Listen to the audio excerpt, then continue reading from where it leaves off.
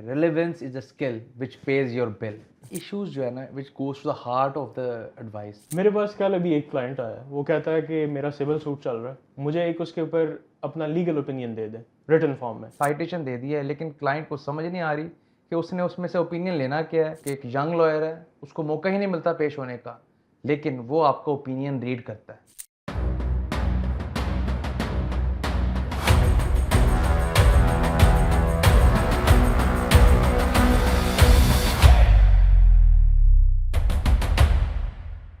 अस्सलाम वालेकुम, my name is Mohsin Mahmood and welcome back to the podcast. हमारे लॉ कॉलेजेस हमें एग्ज़ाम्स देना तो सिखाते हैं, लेकिन हमें लीगल प्रैक्टिकल स्किल बिल्कुल नहीं सिखाया जाता। सोचिए, आप एक केस के ऊपर कई घंटे मेहनत करते हैं, रिसर्च करते हैं, उससे रिलेटेड रेलेवेंट लॉज ढूंढते हैं, अपने जहन में एक उससे लीगल ओपिनियन फॉर्म करते हैं। अगर वो लीगल ओपिनियन आप पेपर के ऊपर नहीं लिख सकते तो उस ओपिनियन का और उस हार्ड वर्क का क्लाइंट को कोई फ़ायदा नहीं होता। Today's episode is about opinion writing.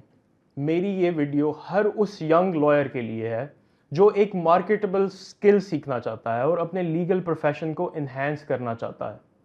Today with me I have barrister Nabeel Malik. Thank you Mohsin for the brief introduction. आपने बिल्कुल बजा फरमाया कि स्कूल्स, ये लॉ कॉलेजेस ये चीज़ें नहीं सिखा रहे। ये एक कि बहुत इंपॉर्टेंट है। चला है कि your opinion is your face in the market. Yes, क्योंकि कोई भी क्लाइंट आपको कोर्ट में प्रेजेंट होता नहीं देखता, क्योंकि एक यंग लॉयर है, उसको मौका ही नहीं मिलता पेश होने का, लेकिन वो आपका ओपिनियन रीड करता है। अगर वो ओपिनियन अच्छे स्ट्रक्चर के साथ लिखा गया है, उसकी राइटिंग स्किल प्रॉपर है, वो प्रिसाइज है, तो क्लाइंट पढ़ेगा। और अगर क्लाइंट को उसके प्रॉब्लम के सलूशन मिल जाते हैं तो फिर वो आपको एज अ लॉयर हायर कर लेगा। What is an opinion in the legal context? अच्छा, ओपिनियन एक लीगल एडवाइस है। कोई भी क्लाइंट आपके पास अपनी प्रॉब्लम लेके आता है और उसका मकसद ये होता है कि आप एज अ लॉयर अपने ओपिनियन के थ्रू उसको ऐसा गाइड करें या उसके प्रॉब्लम को ऐसा सॉल्व करें कि उसको समझ में लग जाए उसने आगे करना क्या है और उस पर वो अमल दरामद भी कर सके। ये एक लीगल ओपिनियन, लीगल एडवाइस की एक अंडरस्टैंडेबल सी डेफिनेशन है। हर क्लाइंट वो लीगल ओपिनियन रिटन फॉर्म में चाहता है। ये डिस्क्रेशन है।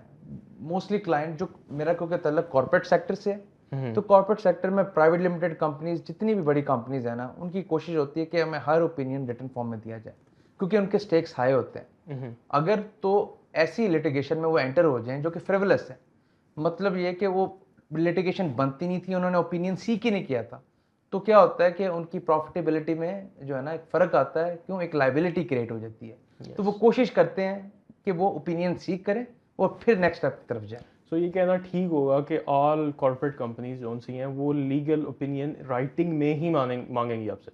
जहाँ तक मेरा एक्सपीरियंस है, जहाँ तक मेरे से पूछा गया है, तो दिस इज़ ट्रू।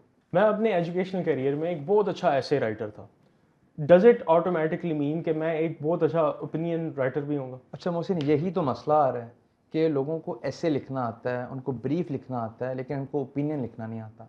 लेकिन जब भी वो ओपिनियन लिखें, उनको ये बात याद रखनी चाहिए या पल्ले बांधनी चाहिए कि right like a professional, not like a scholar और प्रोफेसर।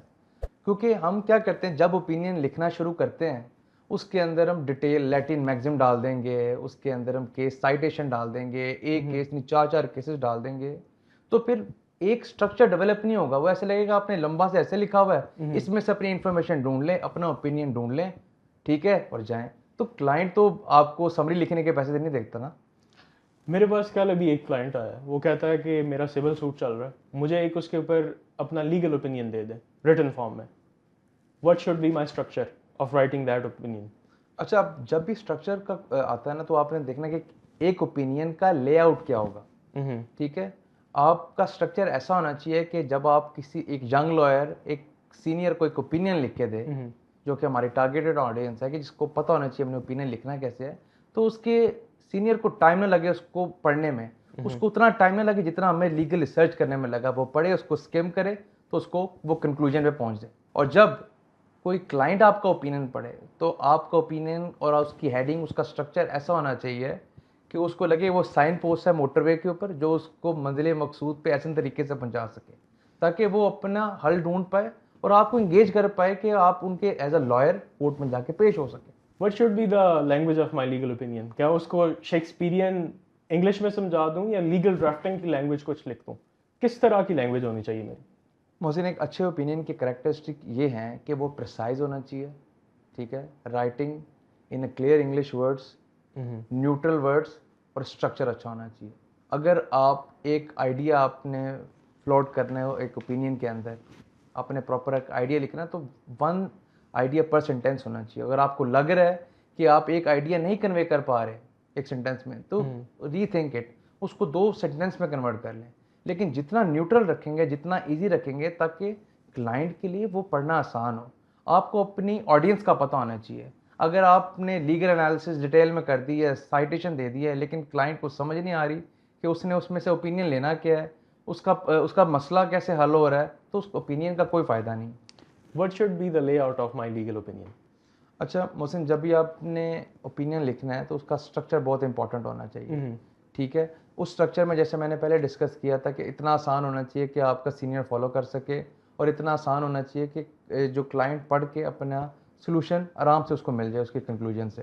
तो सबसे पहले आप कोशिश करेंगे, आप हेडिंग डालेंगे, आप इंट्रोडक्शन डालेंगे, रेलेवेंट फैक्ट्स डालेंगे, क्वेश्चन ऑफ लॉ या क्वेश्चन ऑफ फैक्ट इश्यूज़ के फॉर्म में डालेंगे, और उन इश्यूज़ के नीचे जो आपकी डिस्क्रिप्शन होगी, रीजनिंग होगी, ठीक है, फिर आपकी फर्दर इन्फॉर्मेशन होगी, फिर प्रोसीजर एंड नेक्स्ट स्टेप होगा, और एंड पे कंक्लूजन होगा। मैंने इंट्रोडक्शन स्टार्ट कर ली है जी। What goes in the introduction now? अच्छा मोहसिन, आपने कोशिश ये करनी है कि जो क्लाइंट ने आपको अपनी प्रॉब्लम्स बताई हुई है ना, आपने समराइज फॉर्म में उस क्लाइंट की प्रॉब्लम, जो कि इंस्ट्रक्शंस कहते हैं हम लीगल लैंग्वेज में, वो आपने इंट्रोडक्शन की फॉर्म में लिखनी। आपको जो इंस्ट्रक्शन दी गई हैं आपने वही लिखनी, अपने से बना के कोई नहीं लिखनी, ठीक है। Understood. अब क्लाइंट ने आपको कहा है कि मेरे जीतने के क्या चांसेस हैं, आप उसको कह रहे हैं कि अगर आप एडीआर कर लेंगे तो आपका मैटर सेटल हो जाएगा। और जब आपने मिस स्टेट नहीं करनी अपनी इंस्ट्रक्शन, और इंस्ट्रक्शन के अंदर आपने अपना कंक्लूजन और ओपिनियन नहीं देना, लेकिन कोशिश करें, अगर बहुत ही इंपॉर्टेंट मैटर है, जैसे लिमिटेशन का पाकिस्तान में बहुत इंपॉर्टेंट मैटर होता है, और जुरिसडिक्शन का, तो आप कोशिश करें कि अपनी इंस्ट्रक्शन में, जो इंट्रोडक्शन के अंदर, आप लिमिटेशन के बारे में हेड्स अप देते हैं कि ये बहुत इंपॉर्टेंट मैटर है, आपको पता होना चाहिए। फैक्ट्स ऑफ द केस किस तरह लिखे जाएंगे लीगल ओपिनियन में? मोहसिन, फैक्ट्स लिखना कोई इतना मुश्किल काम नहीं है। Yes. बस कोशिश करनी है कि आपने रेलिवेंट फैक्ट्स लिखने हैं। अब हम क्या करते हैं कि रेलिवेंट फैक्ट्स लिखते लिखते इरेलीवेंट फैक्ट्स भी डाल देते हैं। उसकी मैं मिसाल देता हूँ। जब मैं यंग लॉयर था, मेरे पास एक ब्रीफ आ गया, बंदा आता है, मुझे कहता है कि मेरी बीवी मेरी प्रॉपर्टी खा गई है, अच्छा, मुझे प्रॉपर्टी वापस चाहिए उससे, ठीक है, ठीक है, और मेरे से वो बदतमीजी करती है। अब इसके अंदर वो जो उसका बदतमीजी वाला पार्ट है वो इरेलीवेंट फैक्ट है। ओके। आपने कोशिश करना है कि अगर आप रेलिवेंट फैक्ट्स पे रहेंगे तो आगे जाके आपको इशू में इनको यूज़ करना आसान हो जाएगा। हमें कुछ और कंसिडर करनी चाहिए when writing relevant facts? Yes, बिल्कुल। आपने, अगर आपको कोई फैक्ट्स नहीं पता, आपने अपने से अज्यूम नहीं करने। ये पेट रूल है। बिल्कुल। अजम्पशन की बेसिस पे ना आप ओपिनियन लिखेंगे, ना फैक्ट्स बनाएंगे, ओके, ठीक है। फर्दर इन्फॉर्मेशन नहीं देंगे। अगर आपको एक चीज़ नहीं पता, आप वेट करेंगे कि फर्दर इन्फॉर्मेशन का सेक्शन है, वहाँ पर आप लिखें। और कंक्लूजन नहीं देना, कंक्लूजन आना, अभी कंक्लूजन सब एंड पे देना है, फैक्ट्स में नहीं देना। असल में ये हमें मसला आता है कि हम लोग कंक्लूजन पहले शुरू कर लेते हैं, कोई चीज़ें पहले अहज़ कर ली जाती हैं। अब एक लीगल ओपिनियन में इश्यूज किस कंटेक्स्ट में फिट होते हैं? अच्छा, इश्यूज जो है ना, which goes to the heart of the advice, yes, ठीक है। आपने रेलिवेंट लीगल इशू फ्रेम करने हैं। आपको जब आपने अपने क्लाइंट की इंस्ट्रक्शंस को सामने रखना है, आपने अपने रेलिवेंट फैक्ट सामने रखने हैं, ठीक है, लीगल टेस्ट सामने रखने हैं, और आपने इशू को फ्रेम करना है, ओके, ठीक है। और फ्रेम करते हुए आपने ये चीज़ याद रखनी है, relevance is a skill which page your bill. Well said. ये जो है ना, ये बहुत रेलिवेंट इस चीज़ के लिए। और एक और चीज़, अगर आप रेलेवेंसी नहीं रखेंगे, आप ऐसी इशू बनाएंगे जिनका क्लाइंट की प्रॉब्लम से कोई कंसर्न नहीं है, हाँ देन दैट रेलेवेंस आपका बिल नहीं पे करेगी, क्लाइंट 1 रुपया नहीं देगा आपको। सर, अब हर इशू को एक ड्यू वेट दिया जाता है एक लीगल ओपिनियन में। ये कितना इम्पोर्टेंट है in terms of writing that opinion? जैसे कि मोहसिन आपको पता है कि जब भी आपने कोई इशू का आंसर करना, आप आईरैक रूल अप्लाई करते हो, issue, rule, application and conclusion. Yes. जब भी आप एक इशू को एड्रेस कर रहे हो, आप एक इशू के ऊपर 4 से 5 पैराग्राफ रेलिवेंट पैराग्राफ लिखते हो जो कि क्लियर एंड कंसाइज है, एकदम से आप स्कॉलर बन जाते हो और एक इशू को एड्रेस करते हुए इतना डीप एनालिसिस, उसमें लीगल कोर्ट, लीगल मैक्सिम हर चीज डाल देते हो और वो 2 पेजेस पे चला जाता है। तो आपने इस चीज से अवॉइड करना है। अगर आपको लीगल टेस्ट पता है उसको अप्लाई करें, समराइज नहीं करना, अप्लाई करना, क्योंकि आपको अप्लाई करने के पैसे मिलते हैं। अपना मिनी कंक्लूजन दें और खत्म करो, क्लियरली बताएं कि आपका रियल प्रोस्पेक्ट है कि नहीं है हर एक इशू के बाद। इस पूरे लीगल ओपिनियन में फर्दर इंफॉर्मेशन की हेडिंग कितनी इंपॉर्टेंट है? मोहसिन, जब आप अपना लीगल एनालिसिस दे चुके होते हैं, मिनी कंक्लूजन फॉर्म कर चुके होते हैं हर इशू के बाद, तो इम्पॉर्टेंट है कि जो इन्फॉर्मेशन आपको लगता है हर इशू को एड्रेस करते हुए आपको नहीं पता, उसको क्लियरली आप फर्दर इन्फॉर्मेशन के सेक्शन में लिखें और कोशिश करें कि वही फर्दर इन्फॉर्मेशन पूछें जो कि रेलेवेंट हो, और ये ना हो कि वो रेलेवेंट भी ना हो और आपने सिर्फ क्लाइंट का एक्सपेंडिचर करवा दिया हो। अब जो प्रोसीजरल रिक्वायरमेंट्स है, ये लिखना कितना ज़रूरी है लीगल ओपिनियन में, और आपने ये बताना कि जो हमारी लोकल मार्केट में प्रैक्टिस है वो कितना, क्या इससे फ़ायदा उठाती है? अगर तो आप ये कहेंगे फिर तो मैं आपको कभी भी नेक्स्ट प्रोसीजर या प्रोसीजरल स्टेप्स बताऊंगा ही नहीं। क्योंकि हमारे यहाँ पाकिस्तान में क्या होता है कि क्योंकि जब आपके पास साउंड कंक्लूजन आ जाता है, आपके इश्यूज क्लियर हो जाते हैं, आपको लीगल टेस्ट पता चल जाता है, आपकी लीगल रिसर्च कंप्लीट होती है, नाउ आपने उसको अप्लाई करना होता है in the form of filing a suit, filing a reference, filing an application. तो क्लाइंट क्या करता है कि इन्हीं प्रोसीजर्स को वहां से पढ़ के अपना सोल्यूशन ढूंढ के लीगल एनालिसिस को पढ़ के किसी और वकील से जाके केस फाइल करवा देता है। सर ये प्रैक्टिस बड़ी आम है, लेकिन it's very unethical to be honest. अब हमने ये सब सारी हेडिंग्स कवर कर ली हैं, मूविंग टुवर्ड्स द कंक्लूजन। अब मेरे पास I don't have enough evidence to go for the conclusion. How do I do it when that happens? वो कहते हैं कि never sit on the fence. इसका मतलब ये है कि या तो आप हार या पार। आपने एविडेंस है तो आपने ओपिनियन देना है, नहीं है तो नहीं देना, दरमियान में नहीं बैठना है। लेकिन जहाँ ऐसी सिचुएशन हुई थी जब आपके पास एविडेंस ही नहीं है, तो then you can do that. वो कोशिश करें कि आप फर्दर इन्फॉर्मेशन में सीख कर लें। मोस्टली होता है कि आपके पास सफिशिएंट एविडेंस होती है कि आप कंक्लूड कर सकते हैं। अब मैं कंक्लूजन तो लिख रहा हूँ, मुझे ये लिखना चाहिए कि क्या चांसेस हैं जीतने के? यस, क्लाइंट आपको पैसे दे रहा है, अगर उसको स्ट्रेट आंसर ही नहीं मिल रहा तो फायदा क्या?